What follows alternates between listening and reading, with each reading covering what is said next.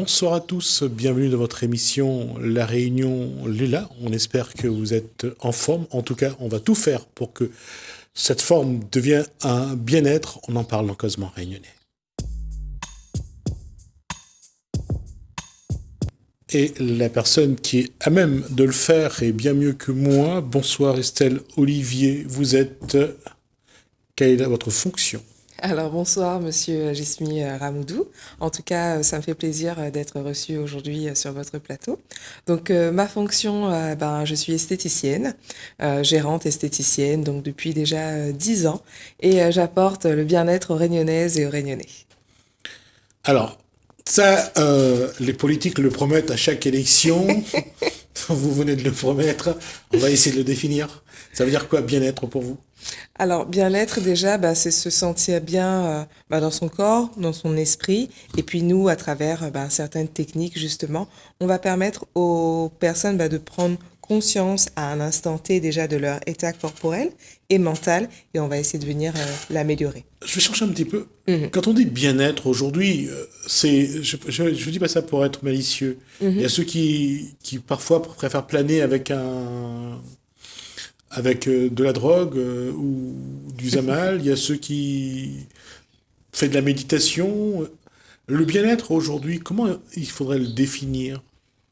Le bien-être, comment le définir ? Je dirais que c'est une harmonie entre le corps et l'esprit, tout simplement.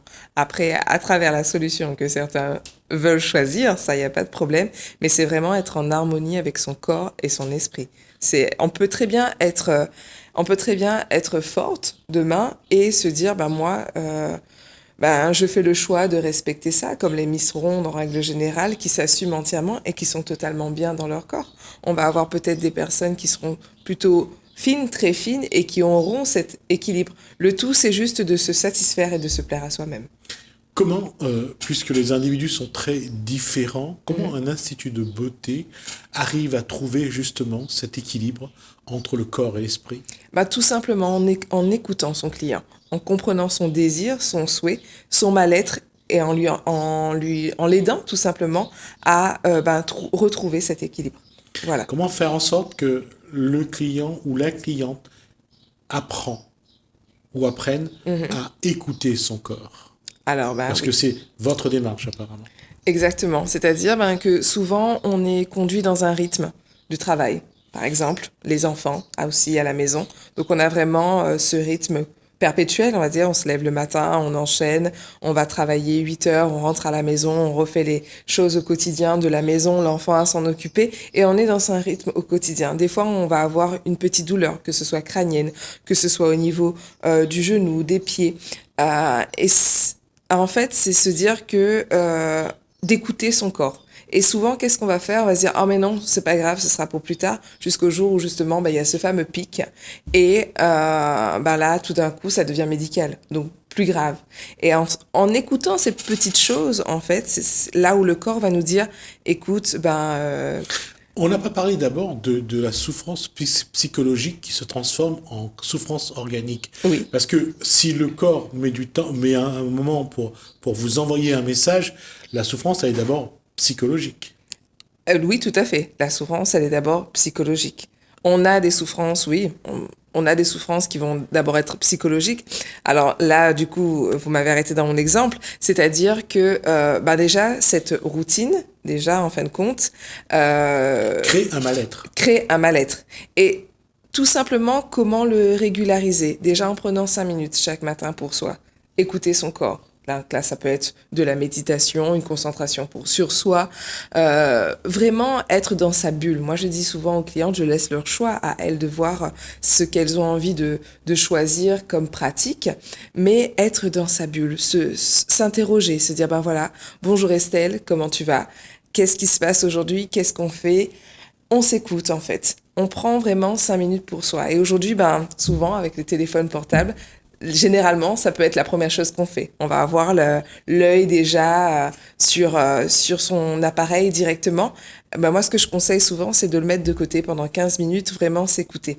Après, nous, en termes de pratique, qu'est-ce qu'on va pouvoir faire ? Donc, tout simplement, améliorer les tensions corporelles. Voilà. Et puis permettre aussi à la personne d'être 1 heure avec soi. Donc on va respirer, on va apporter des techniques, que ce soit manuelles ou avec des accessoires, où là justement on va permettre à la cliente de se retrouver. Donc il y en a qui vont dormir, il y en a qui vont se détendre. Et, du coup, ils vont comprendre déjà le changement. Voilà. Vraiment d'être à l'écoute de son corps, d'être disponible Pour soi, c'est pour soi. important. C'est Et important. ça, on ne sait plus faire. Ça, on ne sait plus faire. On est tellement pris en charge par plein de choses, que ce soit psychologiquement, hein, parce que des fois, quand on sort du travail, peu importe le boulot, ça cogite encore, bien évidemment. On est déjà en train de préparer sa journée du lendemain ou résoudre encore le problème de la journée. Et ça, aujourd'hui, c'est important de lâcher prise. Voilà. Le lâcher prise. On en a déjà pas mal parlé et on en reviendra sans doute encore. Et pendant le moment où la décision est prise de dire vous allez vous occuper d'une personne, cette personne lâche prise. Tout à fait. Tout à fait. Oui. Oui, oui, oui. Alors, quelles sont les méthodes que vous appliquez justement pour permettre à ces personnes de lâcher prise? Alors, déjà, dans un premier temps, l'accueil est important. C'est-à-dire qu'on va vraiment travailler sur les odeurs. Je travaille beaucoup avec les huiles essentielles, donc on va travailler sur les odeurs, sur la lumière aussi, l'intensité de la lumière. On va travailler avec une musique agréable. On va installer la personne, lui faire comprendre qu'aujourd'hui, on est là pour elle. Donc, elle va vraiment s'installer sur la table tranquillement. Et puis, selon, en fin de compte, aussi, on aura avant tout en amont un questionnaire pour savoir justement si c'est quelqu'un qui apprécie déjà son état actuel. Est-ce qu'elle a eu un moment de stress, d'anxiété, ou si elle recherche juste un moment de détente musculaire parce que c'est une grande sportive ou autre. Donc on va vraiment s'adapter aux besoins de la cliente. Ça, c'est vraiment très important. Donc d'abord, il y a une première écoute. Une fois que cette écoute a déterminé, par exemple, si c'est une anxiété, on peut lui conseiller un modelage, par exemple, à travers des bols de Kansu. Là, qui vont permettre en fait Alors, d'enlever. on va préciser c'est quoi le bol de Kansu. On reviendra dessus plus tard. Non. On va qu'on le dise maintenant pour que les gens sachent, parce qu'on va leur expliquer, au moins ils sachent qu'est-ce qu'il y a dans le... Dans le bol de Kansu. Ouais. Alors le bol de Kansu, c'est un petit bol de couleur généralement dorée, composé donc de fer, de zinc, et le zinc en fin de compte il permet d'absorber justement ce qu'on appelle le feu intérieur au niveau du corps. Donc si on a subi un stress, une anxiété, c'est vraiment le modelage adapté. Comment ça se passe? Donc généralement on est allongé sur le dos. Le bol de Kansu, on va le travailler, donc on va commencer par un modelage du crâne. On va travailler aussi tout ce qui est ventral. Et ce qui est bien au niveau du bol de Kansu, c'est aussi pour les femmes, si on a des problèmes en fait au niveau du ventre, que ce soit au niveau des ovaires, que ce soit menstruel ou autre, ça permet vraiment aussi de calmer tout ça. Et on va finir en fait sur les jambes. On travaille vraiment que sur l'avant du corps. Alors, quand on dit modelage, je veux juste qu'on précise, qu'est-ce qu'on fait exactement quand on dit modelage? Alors, tout simplement, il y a eu un grand débat autour de ça. Les massages sont réservés, en fait, aux kinés, en règle générale. Modelage, c'est exactement la même chose. C'est-à-dire qu'on doit être au niveau superficiel. On va pas forcément toucher du musculaire profond ou de l'osseux. Donc, le modelage est adapté au langage de l'esthéticienne. Voilà, c'est ce que j'ai eu l'occasion déjà d'avoir précisé ça. Mm-hmm. Donc, c'est pour ça que je préfère qu'on ne se mélange pas dans les termes. D'accord. On était donc sur le bol de... non, on parlait de bol de Kansu et de ce que vous faisiez. Tout à fait. Donc, du coup, souvent après un bol de Kansu, donc une fois avoir pratiqué toute la technique, on va avoir des personnes qui vont se sentir très fatiguées parce qu'il y a le retour justement de ce bien-être qui est important. On peut être très fatigué, on peut avoir des éruptions cutanées aussi parce que c'est vraiment tout ce qui était bloqué à l'intérieur qui va sortir. On peut avoir un coup de fièvre, des maux de crâne. Donc là, souvent, on va conseiller à la cliente de boire énormément d'eau, de prendre une bonne douche, pas d'avoir d'efforts physiques après, sur toute la semaine, donc d'essayer d'alléger son emploi du temps parce que vraiment tout ce qui a été bloqué, on va vraiment l'éliminer. Moi, j'ai une cliente qui avait subi une rupture après 15 ans. On a fait un bol de Kansu, on l'a travaillé sur 3 séances parce qu'on peut le faire sous forme de cure. Pendant 3 semaines, elle était vraiment pas bien. Un soir, elle m'a appelé, elle m'a dit « je crois que je vais aller aux urgences », mais je lui ai dit « ça sert à rien parce qu'elle est vraiment en train de tout extérioriser ». Après cela, elle s'est sentie mais toute légère, bien. Elle a redémarré sa vie, reconstruit. Et c'est très important en fin de compte. C'est pour vous dire à quel point ce qu'on accumule peut demain être nocif pour la santé. Et penser à soi, eh ben, c'est vraiment très important. Alors, c'est difficile parfois de comprendre ce qui n'est pas visible. Quand on dit qu'on garde en soi on porte des choses, et ça, certains psychothérapeutes travaillent dessus, parfois les psychogénéalogistes travaillent également dessus. On porte parfois j'allais dire le poids du passé également. C'est quelque chose, je pense, que vous avez également eu à faire. Du passé, de l'enfance, Ouais. tout à fait, bien sûr. Ah oui, ça, c'est des choses qui sont gravées, qui nous portent à vie, parce que souvent dans l'enfance, je sais pas, on a peut-être été marqué par que ce soit une souffrance psychologique ou physique, une défaillance physique qui nous a traînés, et des fois encore adultes, en fait. Souvent, j'ai des clientes qui m'en parlent encore, et je leur dis, mais non, vous avez changé, il faut vraiment casser cette image de vous et apporter cette nouvelle image pour pouvoir aller de l'avant. Voilà. Et la question fait que souvent, les personnes se posent la question et parfois ont une crainte, voire une peur importante d'affronter cet obstacle-là qui est souvent en eux, et que parfois ils ont peur de savoir s'ils arrivent à sortir de ça, qu'est-ce que ça va provoquer. Qu'est-ce que ça va provoquer?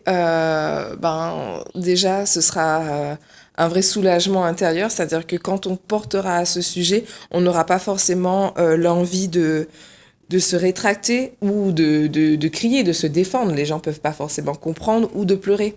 Donc du coup, des fois, vaut mieux ne pas mettre sous le tapis, comme on dit, et l'affronter. Ça va être dur pendant cette période. Souvent, nous, on conseille, on peut avoir l'aide d'un thérapeute ou d'un psychologue ou autre, quand on voit que vraiment, ça arrive à notre limite, nous, là où on peut gérer, bien évidemment. Après, nous, moi, ça m'est arrivé aussi de travailler avec des clientes et auxquelles elles se sont calmées, elles se sont apaisées, parce que souvent, ça pouvait être des crises à travers leur enfant même, en fin de compte, souvent crier que plutôt baisser d'un ton et expliquer. C'est des nouvelles manières et habitudes, en fait, à prendre. Et quand elles voient le changement, elles restent sur le même chemin. D'accord. J'ai fait cette liaison parce que on a eu l'occasion de parler de ça, les mémoires du passé, on a des mémoires cellulaires, et on voit que souvent, il y a aussi ce qu'on appelle les transmissions. Ça, on abordera ça pas ici, mais on aura l'occasion d'aborder ça. Mais je reviens, Estelle Olivier, sur la personne. La question, c'est comment vous arrivez à leur faire prendre conscience qu'ils doivent non seulement lâcher prise, mais surtout s'occuper d'elles-mêmes, ces personnes-là. Alors ça, souvent, c'est après le massage. C'est-à-dire que dernièrement, lorsque je faisais un massage, cette fois-ci, c'était sur un monsieur. Dès le commencement, déjà, on est vraiment... déjà, moi, j'ai un certain ressenti au niveau des mains, au niveau chaleur. C'est-à-dire que je vais pouvoir sentir, ou même aussi des fois avec le bol, en fait, on va voir le bol qui se noircit. Là, on sait qu'il y a un souci au niveau corporel, qu'il faut travailler à ce moment-là. Donc, on va insister plus. La personne, elle va ressentir une douleur. Même au niveau réflexologie plantaire, on peut sentir des cristaux. Ça, on le travaille aussi. Juste un mot sur la réflexologie plantaire. Je pense que tout le monde est au courant, j'espère. En tout cas, on dit un petit mot sur la réflexologie plantaire. Mais si vous souhaitez. Non, c'est juste pour qu'on explique, pour les gens comprennent. La réflexologie plantaire, qu'est-ce que c'est? C'est-à-dire que sous la plante des pieds ou même dans les mains, en fait, on a tous les organes au niveau du corps qui sont représentés au-dessous de la voûte plantaire. Et bien évidemment, il y a des contre-indications. Là, il ne faut pas être enceinte parce qu'on sait que quand on est enceinte, les organes se déplacent. Donc, sur quelqu'un qui n'a pas de pathologie grave, entre guillemets, on peut justement venir sentir les yeux, la rate, le foie, l'intestin, donc au-dessous des pieds. Et à ce moment-là, il y a une stimulation? Il y a une stimulation, et dès qu'on va sentir les cristaux, même la personne qui est allongée, en fin de compte, elle va sentir une douleur. Donc elle peut se dire, mais j'avais jamais senti ça, ou peut-être j'avais senti, mais j'ai fait en sorte de zapper. Donc on va souvent, moi ça m'est arrivé de conseiller à des clients de faire une prise de sang, de voir justement qu'est-ce qui se passe et de découvrir justement certains mots MAUX justement au niveau de leur propre corps. Et là elles se disent, mais merci en fait. On reprend là où on était donc... Au niveau du bol de Corso. Et donc, je disais une certaine chaleur. Donc, il y a des personnes qui vont complètement se détendre, qui avaient vraiment besoin d'un moment de repos. Donc, en 5 minutes, l'homme était déjà parti, il était déjà en train de dormir. Quand il s'est réveillé, il m'a dit « C'est la première fois que je me sens aussi bien, que j'ai besoin de me détendre. » Après un bol de kansu, on peut aussi être très fatigué. Donc souvent, je peux dire aux clientes, est-ce qu'il y a quelqu'un qui peut venir vous récupérer ou prenez un temps, prenez 30 minutes, détendez-vous. Si vous voulez vous endormir un peu pour vous relever, allez-y. Donc je prends vraiment le temps en fonction du besoin de la cliente. Et pour répondre à votre question de comment prendre conscience, c'est bien cela, hein, au niveau d'un mot de crâne, par exemple, ou ça peut être au niveau trapèze ou même au niveau corporel. Comment dire? Et au toucher, elle va le ressentir. Il y a une cliente qui m'a dit, là, j'ai senti que vous m'avez soulagée pendant le massage. C'est-à-dire que moi, je vais sentir une chaleur et au moment du ressenti, je vais travailler un petit peu, justement, un peu plus au niveau de l'appui, au niveau de la circulation, au niveau énergétique. Et du coup, elle va le sentir sur le coup déjà. Je reviens sur cette question-là, c'est convaincre les personnes de se laisser, d'être disponibles d'abord pour elles-mêmes et surtout de se soumettre à ces méthodes de bien-être. Alors, convaincre et soumettre. Alors, convaincre, non, moi, je suis pas là pour convaincre. C'est-à-dire que la cliente, elle fait déjà la démarche de venir chez nous. Donc, elle a senti peut-être un bien-être. Des fois, elle est par hasard parce que ça a été un membre de la famille qui a offert un bon cadeau ou à une occasion particulière. Et souvent, des fois aussi, c'est des premières fois. Et là, la cliente s'est dit, mais au final, oui, c'est à ça que ça sert. J'ai ressenti le bien-être à ce moment-là. Et elle va tout de suite prendre un rendez-vous. Des fois aussi, j'ai des clients qui me disent, mais à quelle fréquence on peut faire ça? Ça dépend. Une fois par mois, c'est l'idéal de vraiment prendre un temps sur soi, pour soi. Okay, que ce soit un soin du visage ou un massage. Donc, ils vont le découvrir. Donc, ça, c'est très important. Après, il y a ceux qui ont déjà conscience et qui prennent le temps pour eux. Et là, on va travailler justement des émotions, des zones. Et donc, là, le besoin est différent, je dirais. Ça dépend vraiment de la cliente. Soumettre, oui, on peut dire soumettre, entre guillemets. Mais oui, les gens se laissent aller. Quand ils connaissent, qui prennent rendez-vous avec moi et me disent, vas-y Estelle, fais ce que tu as à faire. Et c'est ça il y a cet aspect maternel qu'elles viennent chercher dans les instituts parfois pour ces moments-là. Maternelle, je dirais pas forcément maternelle, parce que je dis souvent, en tant que chef d'entreprise à mes filles également, qu'on est une esthéticienne. Donc, on va être un petit peu la vérité de ces clientes-là. Si on n'est pas là pour leur ouvrir les yeux ou éclaircir certaines choses, pour moi, le métier d'esthétique, c'est vraiment, c'est même pas la meilleure amie, c'est peut-être la pire ennemie, entre guillemets, je dirais, dans le sens où on va dire la vérité aux clientes. Il faut améliorer ci, il faut vraiment prendre soin de vous, faut faire attention à ça, faut rééduquer votre peau comme ci, comme ça. Et ça, c'est très, très important. Et si c'est pas nous qui allons le faire, c'est pas forcément, je dis, le mari, la fille, des fois les enfants, oui, la meilleure amie, parce qu'un mari va souvent dire, non, mais ma chérie, tu es belle comme tu es. Tu n'as rien à améliorer, tout va bien. Et souvent, c'est peut-être ce elle va rechercher, elle se voit le matin, elle a peut-être envie d'un changement et se dire, mais qui va pouvoir me conseiller réellement Ce qui montre aussi que la définition de l'institut de bien-être, souvent, ça s'arrête à l'onglerie, au maquillage et... Non, je suis pas d'accord. Non, vous avez dit tout à l'heure, chérie, vous êtes bien comme vous êtes. Ça veut dire qu'il ne se contente que de regarder l'aspect à ce moment-là physique, c'est-à-dire qu'il va pas rechercher le mal-être à ce moment-là. Et ça, c'est important de percer le mal-être. C'est pour ça que je disais que aujourd'hui, il faut peut-être redéfinir ce que c'est un institut de bien-être. C'est pas seulement les ongles, le visage, les cheveux, mais c'est tout le corps Et je dirais même l'esprit, tout à fait. Dans toute sa dimension. C'est ça, tout à fait. Est-ce que le public a déjà acquis cette définition, cette nouvelle définition qu'on doit donner à l'institut ? Non, pas tout le temps. Pas encore. Je pense qu'il y a encore du travail à faire là-dessus.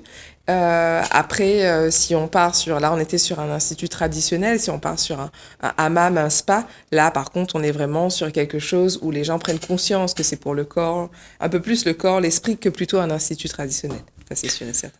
Et de manière générale, aujourd'hui, est-ce que le public réunionnais dans son ensemble, quand il pousse la porte de votre institut, de vos instituts, est-ce que c'est pour le physique, c'est pour l'esprit, est-ce que c'est pour autre chose?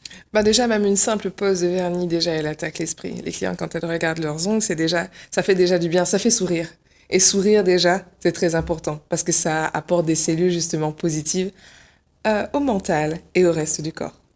Et Donc déjà, on est déjà sur une première base. Une simple épilation, un simple moment, même si ça a duré 5 minutes, parce que ça dépend, ça peut dépendre aussi du budget ou autre, même si ça a duré 5 minutes, le fait d'entrer dans un institut, je pense que psychologiquement, ça va déjà mieux.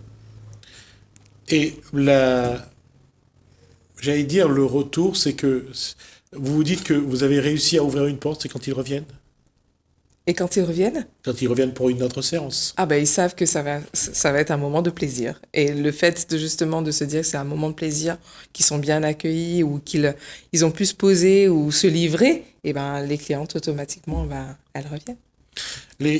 Souvent, est-ce qu'ils parlent des origines de leur souffrance? Est-ce qu'ils s'épanchent un peu avec vous? Est-ce qu'il y a cette confidence, Cette ces confidence, cette confidences? délivrance, Ouais. oui, tout à fait, tout à fait, tout à fait. Pour certaines, oui, tout à fait. Après un laps de temps, ou même des fois dès les premières fois, hein, parce que ben souvent à travers, on va le ressentir, c'est-à-dire qu'on va vraiment le ressentir. On va voir que la cliente a un mal-être. Ça me fait penser à une dame que j'ai eue qui venait pour une restructuration des sourcils, pour vous dire, hein, une restructuration des sourcils. Elle était divorcée depuis 4 ans et elle n'avait jamais pris un temps pour elle. Elle s'occupait uniquement de son fils. Elle avait vraiment perdu tout moyen financier, entre guillemets.